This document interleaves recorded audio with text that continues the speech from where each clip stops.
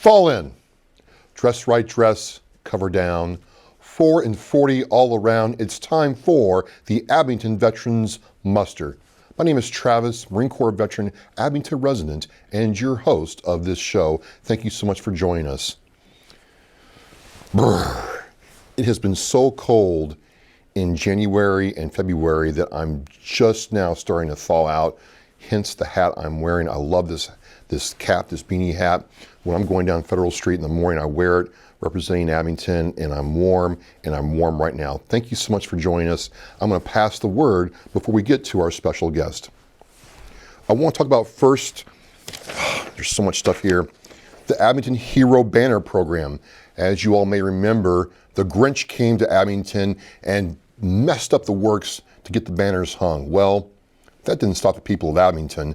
We all came together, people got stuff going, and we have all the banners hung now, and it's going to be awesome. We want to thank resident Francine Bell, who's been the driving force behind this program, bringing this to life. There are applications being accepted for the 2028 cycle, and so you can go to the Abington Town Hall and see Lisa McGovern there and get your application for the next cycle of banners. More word coming. We received 40 Dell Chromebooks for disabled veterans and widows in Abington. And so through a state grant awarded to the Veterans Office, these Chromebooks were provided in December and will be allocated for, again, disabled veterans and widows. So it's a way you can connect to your email and other things, pictures of the grandkids, YouTube, whatever. You can, get your VA stuff through a Chromebook. So it's going to be there for you. We have 40 of them, and look for more information on that.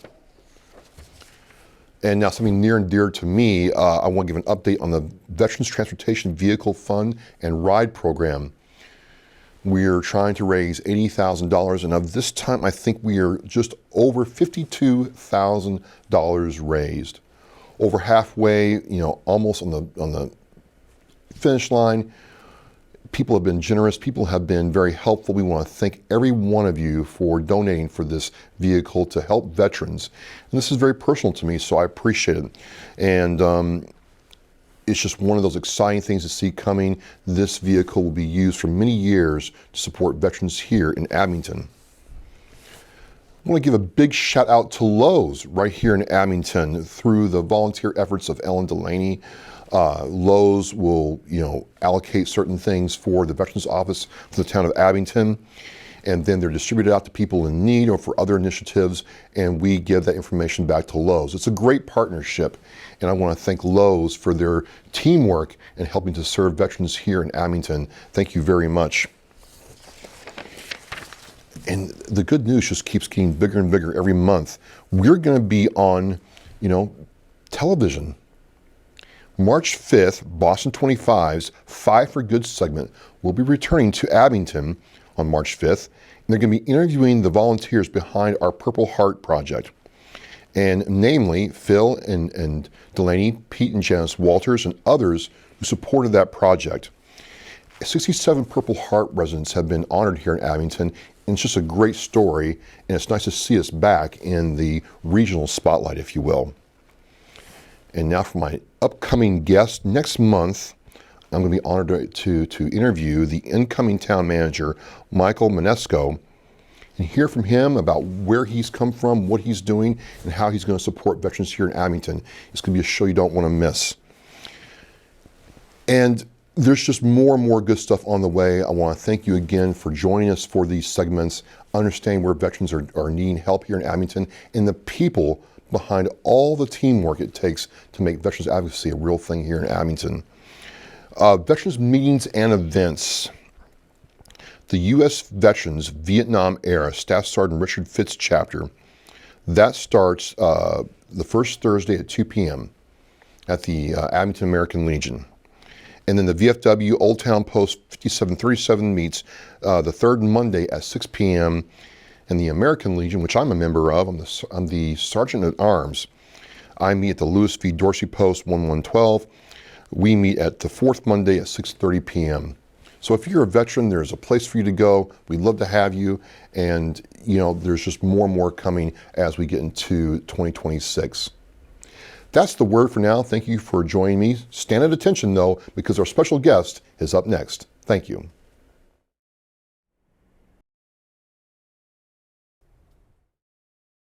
And we're back. I have a special guest with me for this month's show.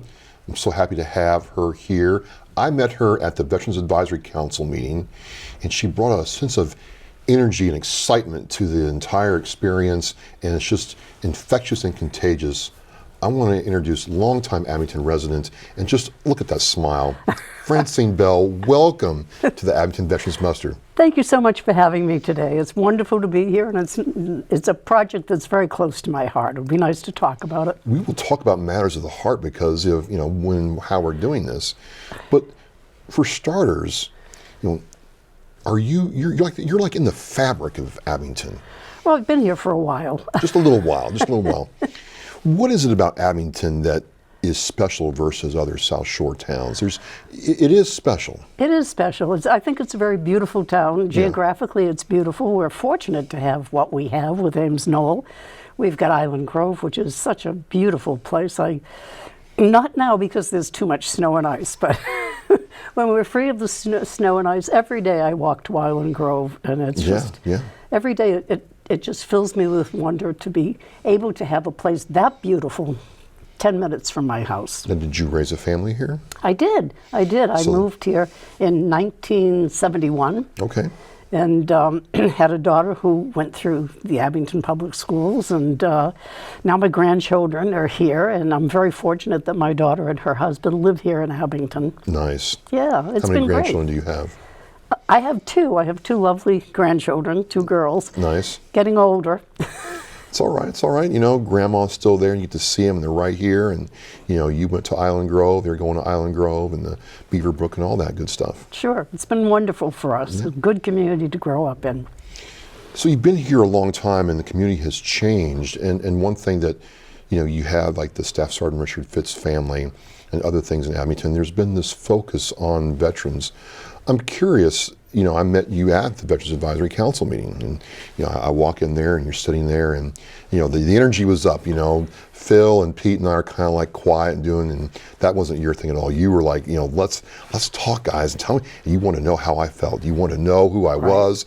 I'm like, okay, this is different, but it's all right. Look at that smile. What led you to get involved in the community here in Abington? Well, I've worked in communities all my life. Yeah. And I've loved that. What led me to this particular project is really interesting. It started in Holbrook.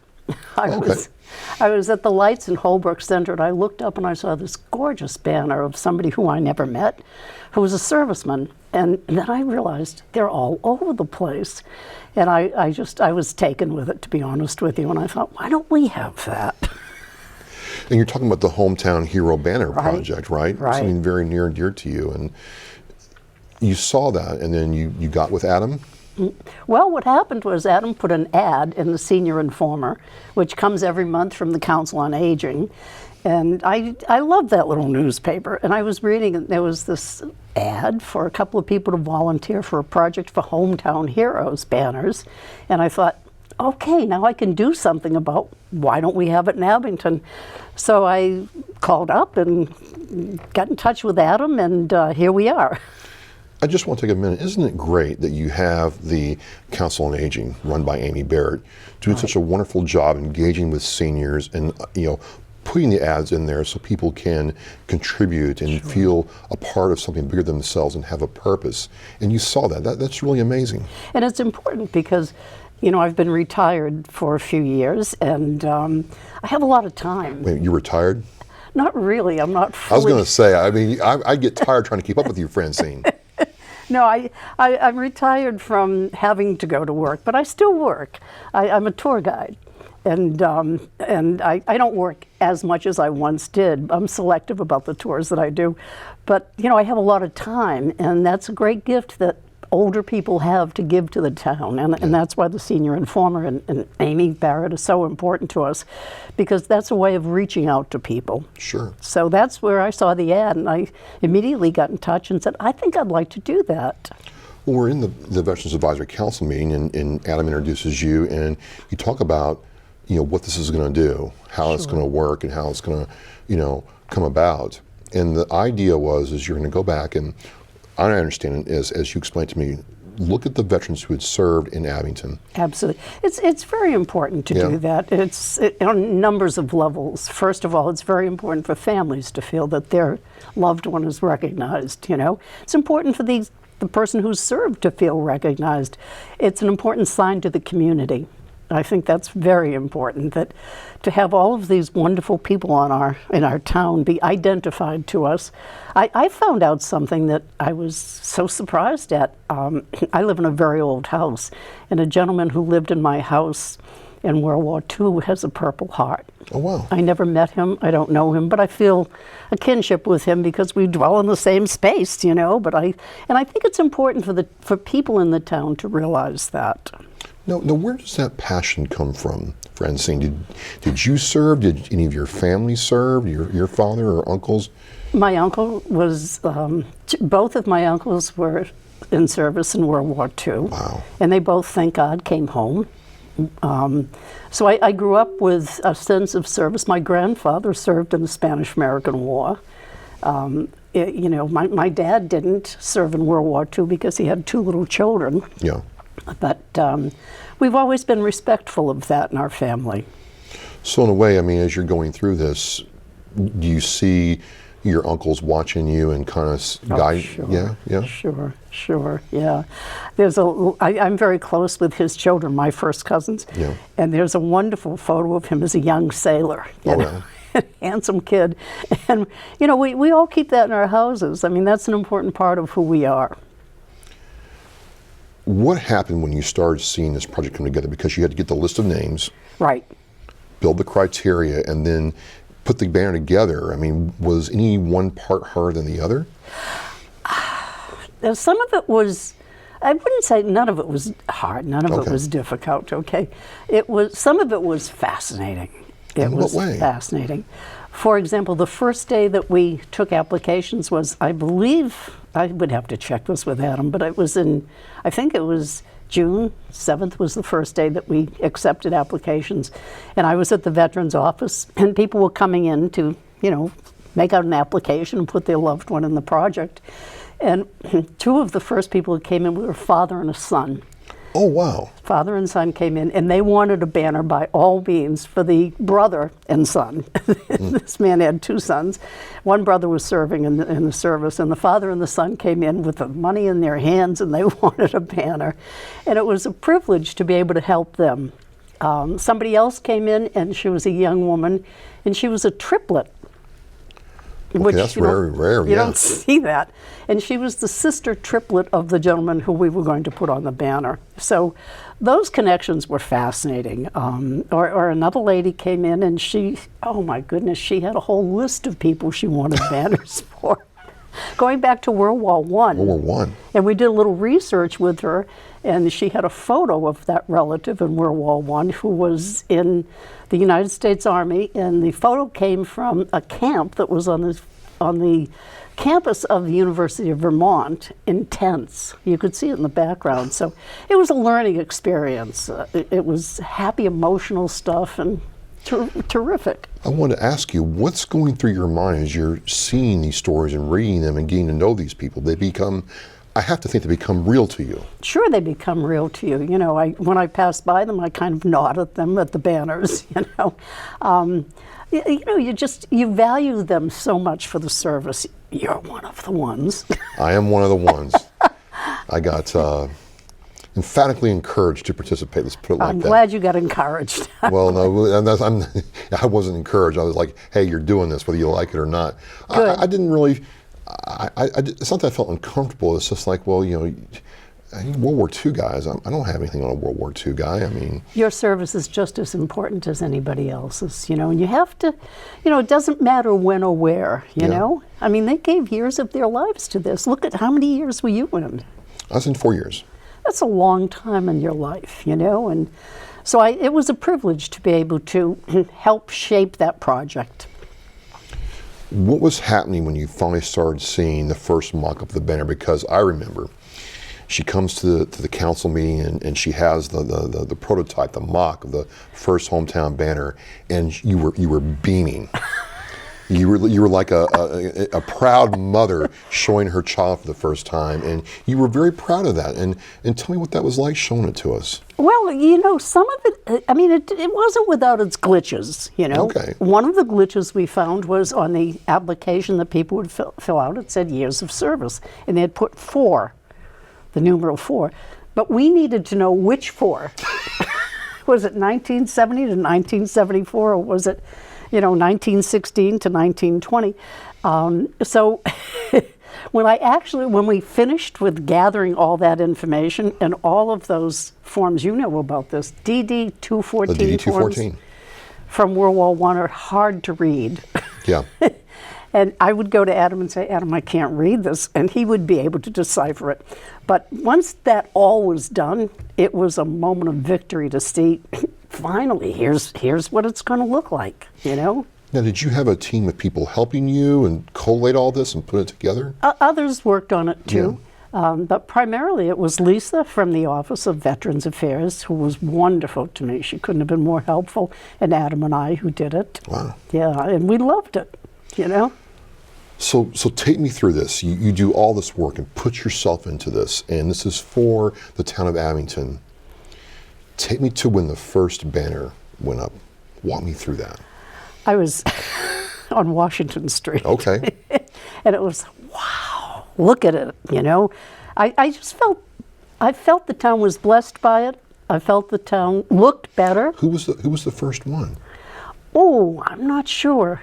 I forgot who the first one was. I'm sorry. I'm not certain of who the first. Doesn't matter. Okay, doesn't matter. You're watching it go up, and you're part of this. You're seeing your work actually physically take form. Or, you know, I think one of the things that coming here, this studio is part of Abington High School, the complex of Abington Middle and Preschool and High School. And driving into this complex, I was looking at the banners because they're right here, they're right outside. And I thought, I was looking at all of the parents who were here picking up their kids and all of the kids and the numbers of people who are here, and I thought, they're reminded every day of service, and that's a gift to the town. Well, I think it's already being given back because it's my understanding the students at Abington High have formed like this club for veterans, and they want to understand the veteran experience. And so I have to think it's things like the banner program that in these young people, you know, fires something to say, you know what, I want to learn more. I think you're absolutely right. Yeah, I think that's I think that's such a good thing for the town to have, you know. You did this, and you come to the meetings, and like I said, it's not that, you know, the energy's down. It's just I'm really quiet in the meetings, along with my, you know, other peers, and the energy comes up. What do you have going on next? Wow. Oh yes. There's a wonderful project that Adam suggested to me. Because I'm ready for a new project. Although, you know, I want to make sure people realize the banner project is ongoing. Oh, it is ongoing. Okay, so it's ongoing. Let's finish that loop. So, what do you mean by ongoing? Well, these banners will be up for 2 years. 2 years. 3 years. I'm sorry. Oh, 3 years. And if you see one and you say, I wish I had known about that. I would love to have put my grandfather on a banner. You can still do it. Oh, okay. The application is still on the Veterans website. And it's available in the Veterans Office and Town Hall. And you can make out an application. You can reserve a banner for the future. Ah. Aha. So. Because I have to think that once he started going up, tons of requests came in. They did. Happily so. Nice. and so, you know, it's a project that it does not have a foreseeable end. Nice. And I think that's important, you know, because it can continue for a long time. So I'll have the link to that in the, you know, this show's, you know, post. So you can just apply and get on the wait list. That's right. All right. Yep. Thank you for that. Oh, no problem, because no one wants to get left out. We don't want to leave anybody out, but I had to think that once this went up, people were like, hey, you know, this person served or that person served. I want to honor them too. Right. So it's, it's kind of like a rolling project, Love it. It's the best kind. It sure is. You're doing this, and the energy's up. And what is next? Next is a very interesting project that my oldest grandchild was a part of at Abington High School. She got involved, and I think it was one of the English teachers who did a wonderful project. My oldest grandchild has a gift for writing. Okay. She's very expressive, and I think she would make a fine journalist, So the project was to interview a veteran and to write up that interview. And eventually this is going to the Library of Congress. So my granddaughter was involved, and I was very interested. The veteran she happened to interview was a woman who lives here in Abington. She got excited about the project, and I got excited, and we sort of left it in the rear and said, okay, that was nice, and now she's in college, and that's over. Well, veterans don't stop.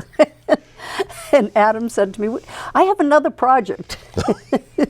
So I now am going to be part of that project of interviewing veterans for the Library of Congress. So wait a minute, how does this work? You select a veteran, and you sit down with them. Right. And you ask them questions. Right, and do a structured interview. Yep. You complete it, and then you send it to the Library of Congress? Eventually it goes to the Library of Congress, yeah. So it'll be in like the American record, if you will. That's right.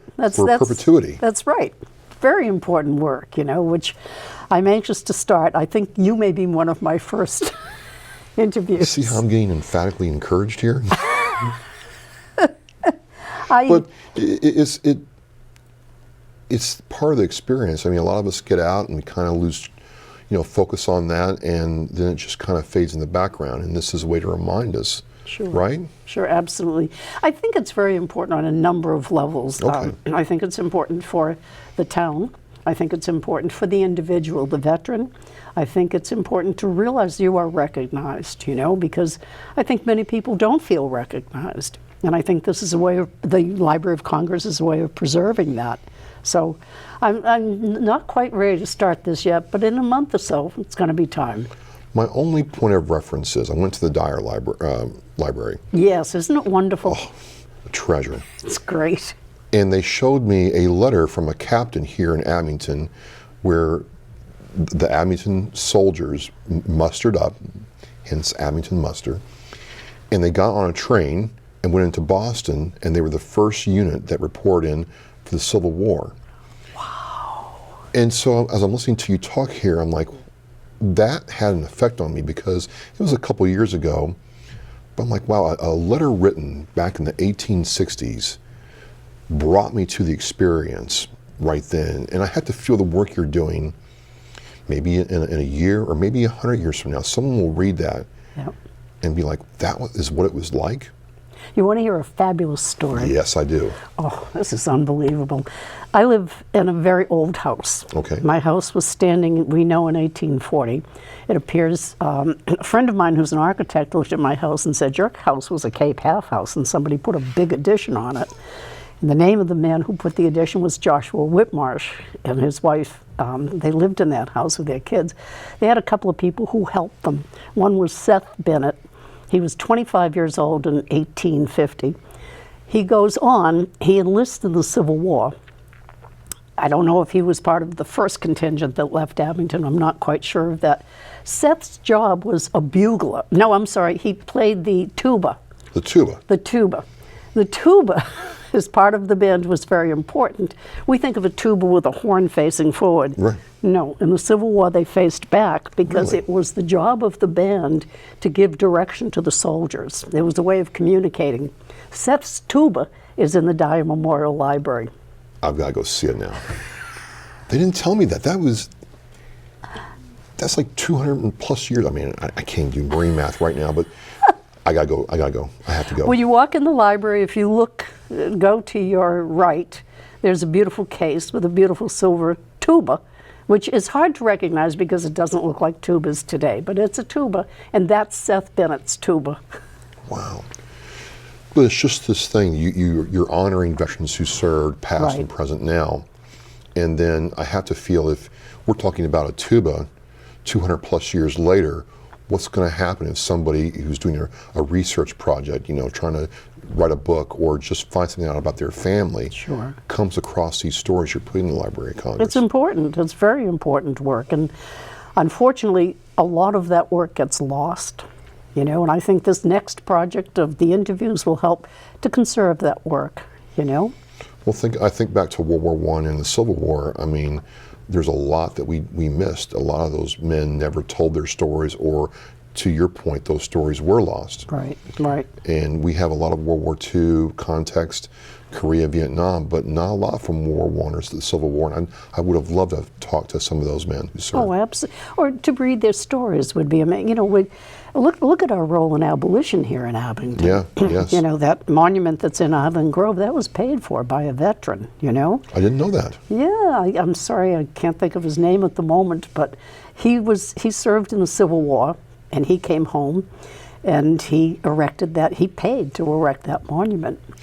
Well, just reading that captain's note, and as far as names go, I forget his name, but the pride that we in Abington mustered together, got on the train, were the first ones in there, was something I was like, okay, I'm proud of that. And with good reason, it's a beautiful thing. And I think sometimes, I was originally in my career, I was a teacher. Oh, okay. And I think sometimes we don't do a good job communicating to children the legacy of our history and how important that is. And I look at this next project and I think this may help teachers to teach. I have to ask, are you going to have your granddaughter involved in any way? She's too busy. Like her grandmother. She's a junior in college, and she's busy. No problem, no problem. But I'll ask for her guidance. There you go. I'll ask for her, can you give me some techniques to help me with these interviews? Because she's a smart little cookie. Nice. I love it. Generational, knowledge and experience. There's so much to learn from generations. Not just. My grandkids teach me an awful lot about life. I'm sure they do. And I'm not a grandfather technology. yet, but I hear that's coming, and we'll see what happens. Well, time flies. I've had a wonderful time talking with you. Thank you, Travis. Thank you for sharing about the connection these banners have with the veterans in the town. I love hearing about how people helped you, the Council on Aging, all that, Francine, and I will be there when you start your next project. Travis, thank you so much for having me, and thank you for your interview. You asked good questions, but I'm going to be the next one to interview you. It's good. She's gonna ask some good ones, folks. Some good ones, folks. Well, I can't wait, Francine. I've enjoyed my time with you. Thank you, Travis. It's been a pleasure. And before we go, we got together and wanted to give you something in honor of your contributions to veterans, the country, and the town of Abington. I'd like to present to you the special Abington Veterans Services coin. For heaven's sake. Isn't that? This is a military tradition, isn't it? It started in the military, but it's a thing now, and we want to thank you for everything you've done. Thank you very for us. much. I'll treasure this. This is beautiful, Travis. Thank you so much. Can I ask you a question? You want to ask me a question? Yeah, and it's not your interview yet, but I was doing a tour, and I was aboard the USS Constitution. Okay. And whenever I did that tour, I would always ask for a gunnery mate, and I would ask him to teach my group to fire a cannon. People loved it. They thought they really enjoyed it. So the captain of the Constitution comes along, and she sees this interaction between me and the gunnery mate, and she said, "That's brilliant. I want to start doing that." And she's in the 1812 outfit. So we became friends. And she gives me this medallion. She was the first female captain of the Constitution. Her name is B.J. Farrell. So B.J. gives me this medallion, and it was gorgeous. But I thought, what is this? What's the background of these? So let me have this here. So you get these coins, right? Okay. And there's two sides to the coin. All right.